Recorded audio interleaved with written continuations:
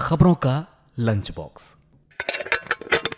नमस्कार, आदाब, सत श्री अकाल। रेडियो मणिनान पर आपका बहुत बहुत स्वागत है। मैं हूं आपके साथ अभिषेक गुप्ता और आप सुन रहे हैं खबरों का लंच बॉक्स।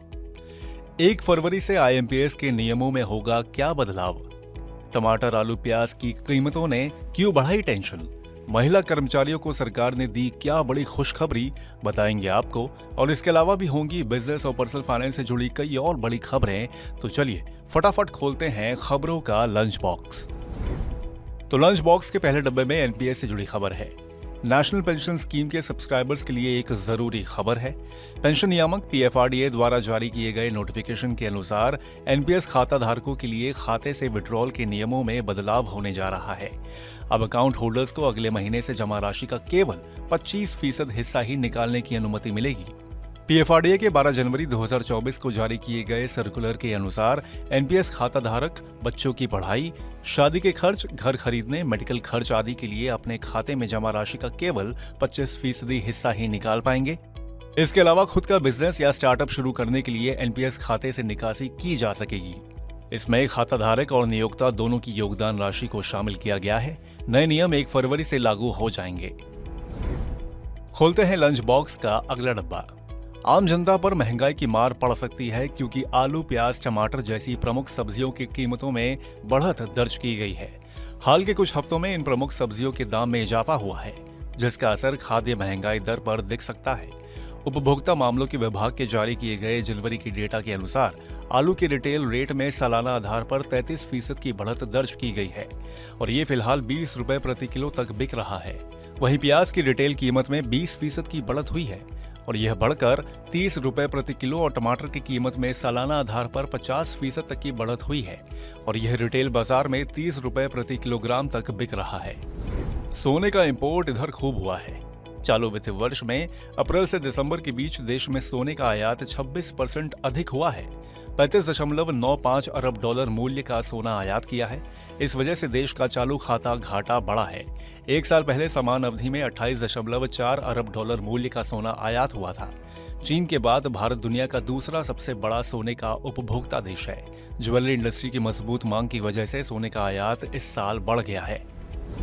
खोलते हैं लंच बॉक्स का अगला डब्बा। केंद्र सरकार ने महिला कर्मचारियों के लिए एक बड़ा ऐलान किया है।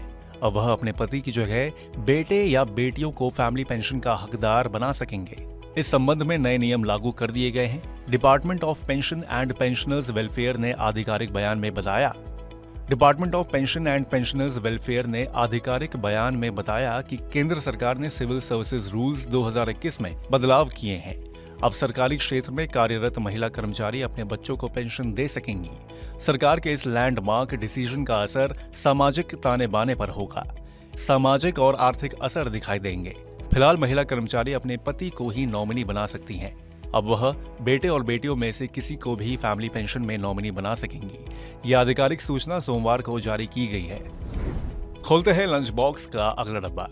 1 फरवरी 2024 से यूजर्स जल्द ही केबल रिसीवर का मोबाइल नंबर और बैंक अकाउंट नाम जोड़कर इमीडिएट पेमेंट सर्विस यानी कि आईएमपीएस के जरिए मनी ट्रांसफर कर सकेंगे।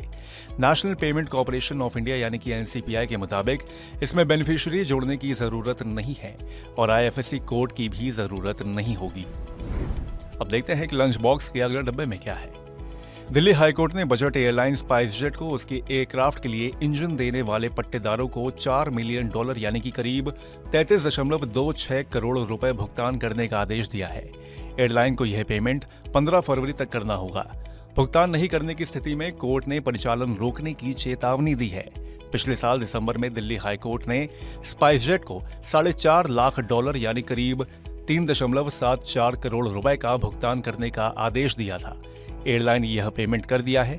हालांकि पट्टेदारों ने बकाया राशि के पेमेंट के लिए फिर से दबाव बनाया है। इसी के साथ हम लोग आ गए हैं लंच बॉक्स के आखिरी डब्बे में। सरकार बजट में आत्मनिर्भर भारत रोजगार योजना को विस्तार दे सकती है। इस योजना को दिसंबर 2020 में नौकरी पैदा करने के लिए शुरू किया गया था। इसके तहत कंपनियों को ईपीएफओ योगदान पर सब्सिडी देकर उन्हें ज्यादा से ज्यादा रोजगार देने के लिए प्रोत्साहित किया जाता है। इस योजना के लिए सरकार ने 22,810 करोड़ रुपए आवंटित किए थे। इसमें से अब तक आधी राशि ही खर्च हुई है। इसलिए सरकार इस योजना को 31 मार्च 2024 से आगे बढ़ाने पर विचार कर रही है। तो इसी के साथ बंद करते हैं खबरों के लंच बॉक्स को। उम्मीद है कि इसमें पेश की गई खबरें आपको पसंद आई होंगी। अगर ऐसा है तो हमें कमेंट करके जरूर बताएं। बाकी बिजनेस, पर्सनल फाइनेंस और कॉर्पोरेट जगत से जुड़ी और खबरों के लिए सुनते रहिए रेडियो मनी 9 और डाउनलोड कर लीजिए हमारे मनी 9 ऐप को। हमेशा की तरह मैं हूं आपके साथ अभिषेक गुप्ता। अभी लेता हूं विदा। धन्यवाद। खबरों का लंच बॉक्स।